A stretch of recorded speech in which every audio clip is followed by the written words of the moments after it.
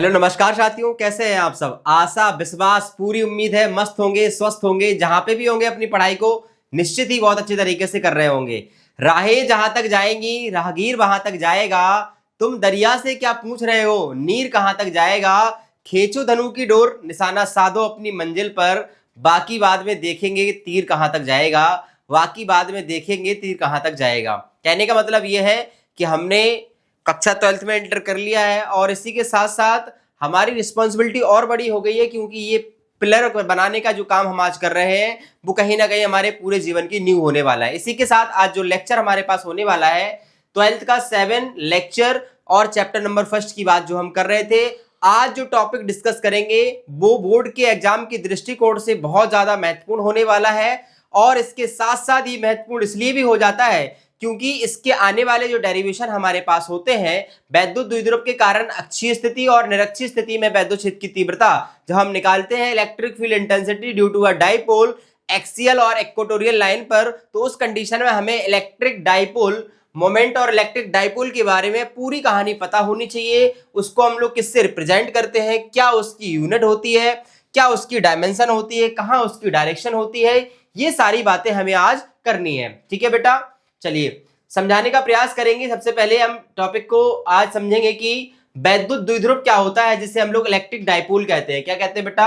Electric dipole कहते हैं। ये क्या होता है आज इसके बारे में चर्चा करेंगे। सबसे पहला टॉपिक हमारे पास क्या होने वाला है, इलेक्ट्रिक डाइपोल। तो अपनी हेडिंग आप लगा लीजिए इलेक्ट्रिक डाइपोल। ठीक है, वैद्युत द्विध्रुव किसे कहते हैं, कैसे बनता है, ये सारी बातें आपके सामने हम लोग करेंगे। ठीक है बेटा, सुनो जरा ध्यान से सुनो। जब हम कहते हैं कि हमें घर बनवाना है, क्या बनवाना है बेटा? घर। तो घर बनवाने के लिए आपको पता है क्या क्या आइटम चाहिए। मिस्त्री बताता है भैया ऐसा है, सबसे पहले पिलर बनाने हैं तो सरिया चाहिए। ठीक है, सरिया के साथ साथ गिट्टी चाहिए, बालू चाहिए और सीमेंट चाहिए, है ना। ये सारी मटेरियल्स आपको बता दिए जाते हैं। तो आप कहते हैं मटेरियल्स लेके आते हैं तो मकान बनना स्टार्ट हो जाता है। ठीक है, इसी तरीके से अगर हमें इलेक्ट्रिक डाइपोल बनाना है, फिजिक्स में क्या बनाना है, इलेक्ट्रिक डाइपोल, तो उसके लिए हमें कुछ चीजों की जरूरत पड़ती है। ठीक है, वो क्या क्या जरूरत वाली चीजें उनको समझते हैं। अभी तक हमने ये समझा चार्ज क्या होता है, ठीक है, आवेश क्या होता है, आवेश कहां से आया, आवेश का मात्रक क्या होता है, आवेश को किससे रिप्रेजेंट करते हैं। चार्ज के बारे में हम लोग जो भी कहानी थी उसको हम लोगों ने समझाया। जो भी चार्ज की कहानी थी, जो भी चार्ज के कॉन्सेप्ट थे, उसको हम लोगों ने जाना, बहुत अच्छे से समझा। ठीक है, इलेक्ट्रिक फील्ड कैसे बनता है, चार्ज के द्वारा क्या बनता है बेटा, वैद्युत क्षेत्र बनता है। तो वैद्युत क्षेत्र कैसे बनता है, वैद्युत क्षेत्र को बनाने के लिए क्या चीजें आती हैं, इलेक्ट्रिक फील्ड लाइंस के बारे में हमने जाना, इलेक्ट्रिक फील्ड लाइंस की प्रॉपर्टी क्या होती है उसके बारे में जाना। ये सारी बातें हम लोग कर चुके हैं प्रीवियस लेक्चर में 6 तक, तो उनको अगर आपने नहीं देखा तो वो आप जाके देख लीजिए। ठीक है, चलो अब हम समझते हैं कि द्विध्रुव कैसे बनता है, वैद्युत द्विध्रुव कैसे बनता है। तो उसके लिए हमें समझना होगा आवेश। आवेश बेटा अपने पास कितने प्रकार के थे? अगर हम आपसे कहें कि आवेश यानी चार्ज क्या होता है, तो आप कहेंगे सर आवेश का मतलब होता है किसी वस्तु का वह गुण जिसके कारण वो क्या करे, किसी दूसरे ऑब्जेक्ट को अपनी ओर अट्रैक्ट या रिपल करता है। तो हम कहते हैं वस्तु क्या है, आवेशित है। ठीक है, आवेश यानी चार्ज को रिप्रेजेंट करने वाले हैं आप किससे बेटा, क्यू से। ठीक है, चार्ज को रिप्रेजेंट करने वाले हैं आप क्यू से। ठीक है सर, इतनी बात तो हम जानते हैं। अगर आप इतनी बात जानते हैं तो आप हमें ये बताइए कि वैद्युत द्विध्रुव तो चलो हम बाद में बना ले, पहले ये बताओ जो HCl है इसका नाम सबने सुना है। जो HCl है इसका नाम सबने सुना है, जिसे हम लोग हाइड्रोक्लोरिक एसिड या हिंदी में हाइड्रोक्लोरिक एसिड कहते हैं इसको, HCl को, है ना। तो HCl बनता कैसे और क्यों बनता है इसका कारण हम आपको बता दे रहे हैं। ठीक है, इसका कारण हम आपको बता दे रहे हैं। अगर जब आप इसको ब्रेक करते हैं, जब आप इसको तोड़ते हैं, जब इसको ब्रेक किया जाता है तो ये टूटता है बेटा H+ और Cl नेगेटिव में, H+ और Cl नेगेटिव में टूटता है। तो HCl इस तरीके से ब्रेक होता है। ठीक है, इस तरीके से ब्रेक होता है, आपको पता है। हाइड्रोजन के पास बेटा कितने इलेक्ट्रॉन होते हैं, क्या किसी को पता है? हाइड्रोजन सर 1 पर आता है पीरियोडिक टेबल में, इसलिए इसके पास कितना इलेक्ट्रॉन होता है बेटा, 1 इलेक्ट्रॉन होता है। सर इसके पास होता है 1 इलेक्ट्रॉन। ठीक है सर, ठीक है। और क्लोरीन के पास कितने इलेक्ट्रॉन होते हैं बेटा, क्लोरीन के पास कितने होते हैं? तो क्लोरीन आता है बेटा 17 पर। कितने पे आता है? 17 पर। तो 17 का जब इलेक्ट्रॉन कॉन्फ़िगरेशन करते हैं आप, तो पहले ऑर्बिट में 2 इलेक्ट्रॉन, दूसरे ऑर्बिट में 1 इलेक्ट्रॉन और तीसरे ऑर्बिट में 8 और 2 10 और 17। तो इसके पास कितने इलेक्ट्रॉन होते हैं? क्लोरीन के पास 7। तो क्लोरीन के पास होते हैं बेटा 7 इलेक्ट्रॉन। 1 2 3 4 5 6 और एक 7। ठीक है, पूरी दुनिया में हर व्यक्ति ये सोचता है कि हम स्टेबल हो जाए। क्या हो जाए बेटा?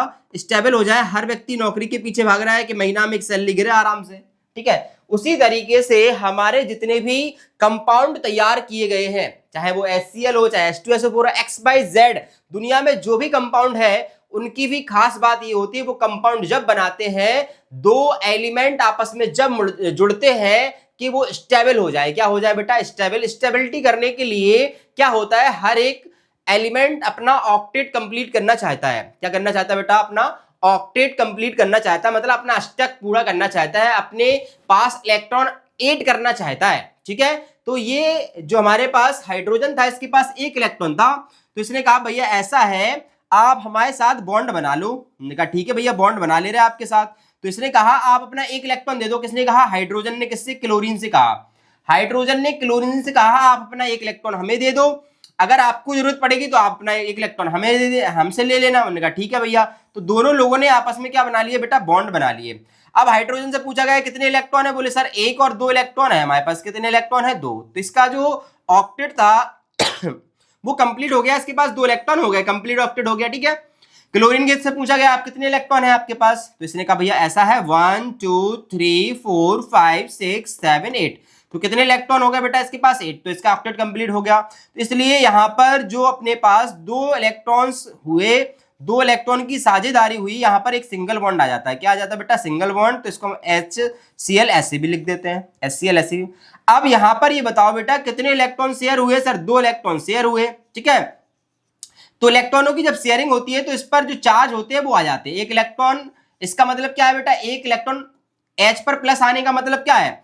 हाइड्रोजन ने अपना एक इलेक्ट्रॉन किसे दे दिया? क्लोरीन को दे दिया।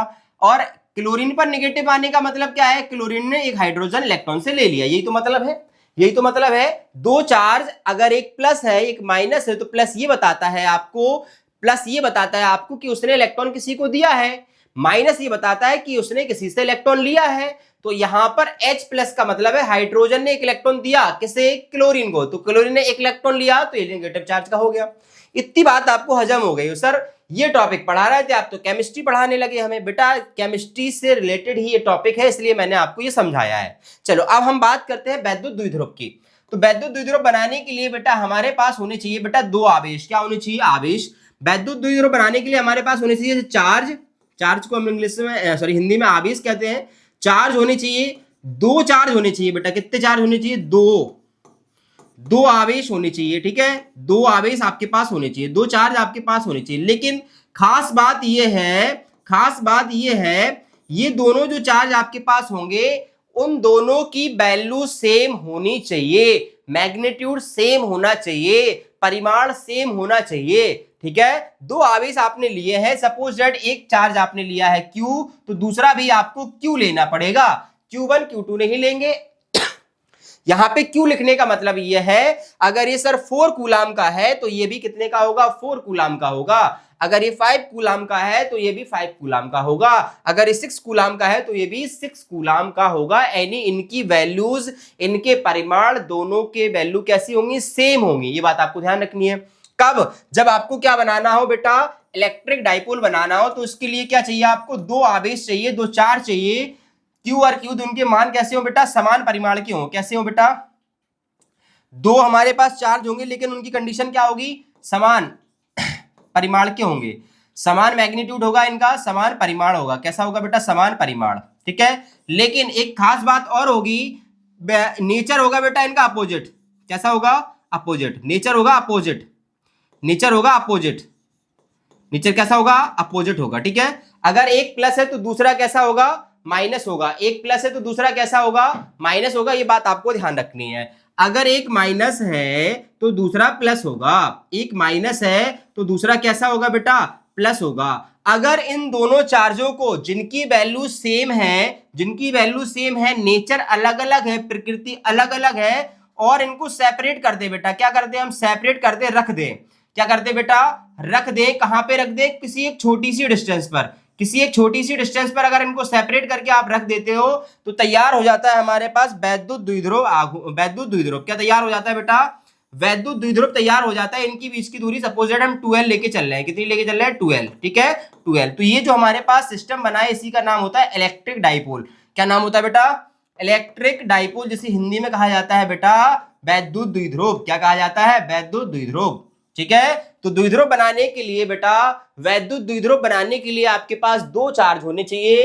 एक चार्ज जो है, दोनों चार्जों की वैल्यू कैसी होंगी बेटा, आपके पास सेम होंगी, ठीक है, उनके परिमाण कैसे होंगे, सेम, लेकिन प्रकृति कैसी होगी, अपोजिट होगी। अगर उनको छोटी सी डिस्टेंस पर रख दिया जाए तो क्या बनाएंगे, वो वैद्युत द्विध्रुव बनाएंगे, वैद्युत द्विध्रुव बनाएंगे, ठीक है। तो इसकी डेफिनेशन क्या बनेगी, इसकी डेफिनेशन क्या बनेगी, इसकी डेफिनेशन ये बनेगी, जब जब जब दो समान परिमाण के, जब दो समान परिमाण किंतु प्रकृति में विपरीत, किंतु प्रकृति में विपरीत आवेश, किंतु विपरीत प्रकृति में सॉरी, जब दो समान परिमाण किंतु प्रकृति में विपरीत आवेश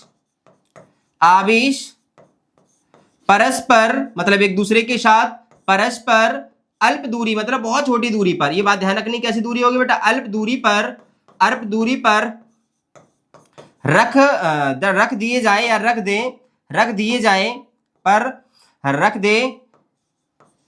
दे तो वे क्या बनाते हैं बेटा, इलेक्ट्रिक डाइपोल बनाते हैं, यानी वैद्युत द्विध्रुव बनाते हैं। क्या बनाते हैं बेटा, इलेक्ट्रिक डाइपोल बनाते हैं, इलेक्ट्रिक डाइपोल बनाते हैं। ये बात आपको ध्यान रखनी है, ये बात आपको ध्यान रखनी है, ठीक है। ये डेफिनेशन बन गई आपकी, आप इसका स्क्रीनशॉट ले लीजिए। आई थिंक आपको चीजें क्लियर हो गई होंगी, इसका आप स्क्रीनशॉट ले लीजिए फटाफट से। फिर चलते हैं आगे, चलो आगे चलते हैं बेटा, ठीक है, आगे चलते हैं। टॉपिक का नाम है वैद्युत द्विध्रुव आघूर्ण। क्या नाम है, वैद्युत द्विध्रुव आघूर्ण। मिस्टेक हो गई है इसमें, थोड़ा सा इसको सही कर लेंगे आप, ठीक है। यहां पर आघूर्ण को ये लिखना, ठीक है, वैद्युत द्विध्रुव आघूर्ण है। क्या बेटा, वैद्युत द्विध्रुव आघूर्ण है, ठीक है। टॉपिक का नाम है वैद्युत द्विध्रुव आघूर्ण। इतनी बात सर पढ़ा दी आपने, इतनी बात आपने पढ़ा दी। द्विध्रुव बनाने के लिए सर हमारे पास आवेश होने चाहिए दो, एक माइनस क्यू होना चाहिए तो एक प्लस क्यू होना चाहिए। दोनों की वैल्यू सेम होनी चाहिए लेकिन नेचर अपोजिट होना चाहिए सर। दोनों की वैल्यूज तो सेम होनी चाहिए लेकिन नेचर कैसा होना चाहिए, अपोजिट होना चाहिए सर। और इनको सेपरेट कर दो कुछ डिस्टेंस पर, और डिस्टेंस हम लेके चल रहे हैं सपोज दैट 2l। कितनी लेके चल रहे हैं बेटा, 2l। इनके बीच की डिस्टेंस कितनी है, 2l है। तो ये क्या बनाते हैं, एक इलेक्ट्रिक डाइपोल बनाते हैं, एक वैद्युत द्विध्रुव बनाते हैं। ये क्या निकाय है, एक वैद्युत द्विध्रुव का निकाय बन गया है, ठीक है, ठीक है सर। अब समझते हैं द्विध्रुव आघूर्ण को। किसको समझते हैं, द्विध्रुव आघूर्ण को, ठीक है। इलेक्ट्रिक डाइपोल मोमेंट जो होता है, इलेक्ट्रिक डाइपोल जो मोमेंट होता है हमारे पास, जिसको वैद्युत द्विध्रुव आघूर्ण कहते हैं, इलेक्ट्रिक डाइपोल मोमेंट जो हमारे पास होता है बेटा, जिसको हम लोग वैद्युत द्विध्रुव आघूर्ण कहते हैं, वैद्युत द्विध्रुव आघूर्ण कहते हैं, वैद्युत द्विध्रुव आघूर्ण कहते हैं। इसका रिप्रेजेंटेशन होता है बेटा, इसका रिप्रेजेंटेशन होता है P। क्या होता है बेटा, P। इसका रिप्रेजेंटेशन क्या है, P है। क्या है इसका रिप्रेजेंटेशन, P है, ठीक है। P इज इक्वल टू बेटा फॉर्मूला होता है, P is equal to formula होता है हमारे पास, P is equal to formula होता है बेटा हमारे पास, दो चार्ज में से कोई एक चार्ज का मैग्नीट्यूड हटा लो, तो एक क्यू लिख दो आप। दोनों चार्जों, दोनों आवेशों में कोई एक आवेश ले लो और दोनों आवेशों के बीच की डिस्टेंस का मल्टीप्लाई, दोनों चार्जेस के बीच की क्या ले लो, डिस्टेंस ले लो, इनका मल्टीप्लाई करा दो। क्या करा दो बेटा, मल्टीप्लाई करा दो। तो क्या बन जाएगा, वैद्युत द्विध्रुव आघूर्ण इलेक्ट्रिक डाइपोल मोमेंट बन जाएगा। क्या बन जाएगा बेटा, इलेक्ट्रिक डाइपोल मोमेंट बन जाएगा। बस समझ में आ गई। चलो सर, तो पहले इसकी डेफिनेशन लिख ले रहा है बेटा। क्या लिख ले रहा है, डेफिनेशन लिख ले रहा है, ठीक है। डेफिनेशन क्या कहेगी आपसे, वैद्युत द्विध्रुव में इन इलेक्ट्रिक डाइपोल, वैद्युत द्विध्रुव में किसी एक आवेश का मैग्नीट्यूड बोले तो परिमाण तथा दोनों आवेशों के, तथा दोनों चार्जेस के, तथा दोनों आवेशों की बीच की दूरी के गुणनफल को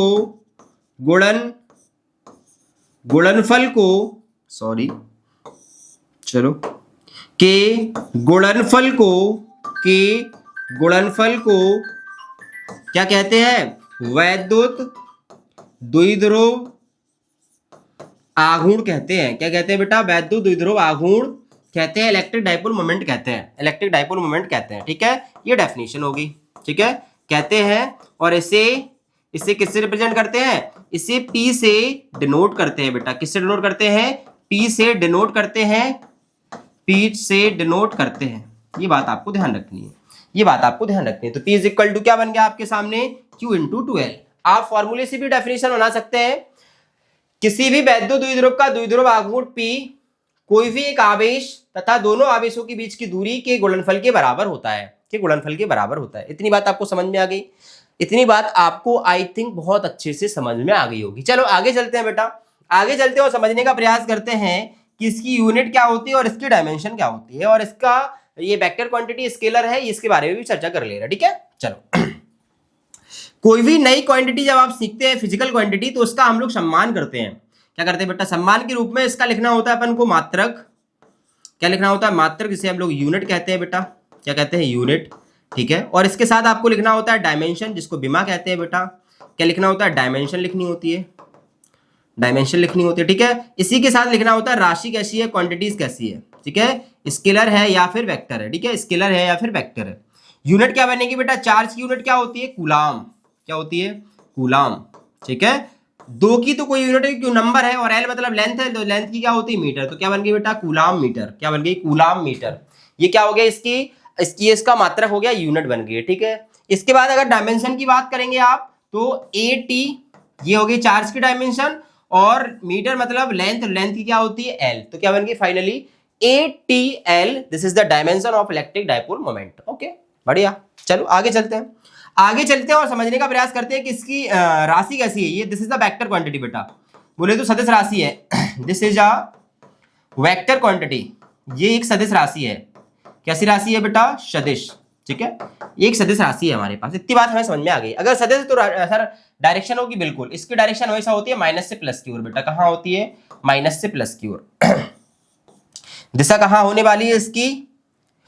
हाँ, P की दिशा, P की दिशा the direction of the momentum minus से या माइनस Q से प्लस Q की ओर होती है। माइनस Q से प्लस Q की ओर होती है। माइनस Q से प्लस Q की ओर होती है, और होती है, और होती है। ठीक है, ये चीजें आप राइट कर लीजिए। इतना आई थिंक इतनी चीजें आपको एकदम से समझ में आ गई होंगी। ये कॉन्सेप्ट बहुत काम का है, क्योंकि आगे हमारे पास बार बार ये फॉर्मूला हमें देखने को मिलेगा, और ये कहीं ना कहीं हमसे क्वेश्चन भी पूछ लेता है, और बोर्ड एग्जाम भी हमसे पूछता है। तो आप इसका ये डेफिनेशन हो गया आपके पास, ये आपका फॉर्मूला हो गया, मात्रक हो गया, और ये आपके पास राशि हो गई। ठीक है, आई थिंक ये वीडियो आपको समझ में आ गया होगा, और इतनी चीजें आपको क्लियर हो गई होगी। अगर वीडियो अच्छा लगा है तो चैनल को सब्सक्राइब जरूर कर ले, और बेल आइकन का बटन दबा ले, ताकि आने वाले वीडियो आपको मिलते रहे।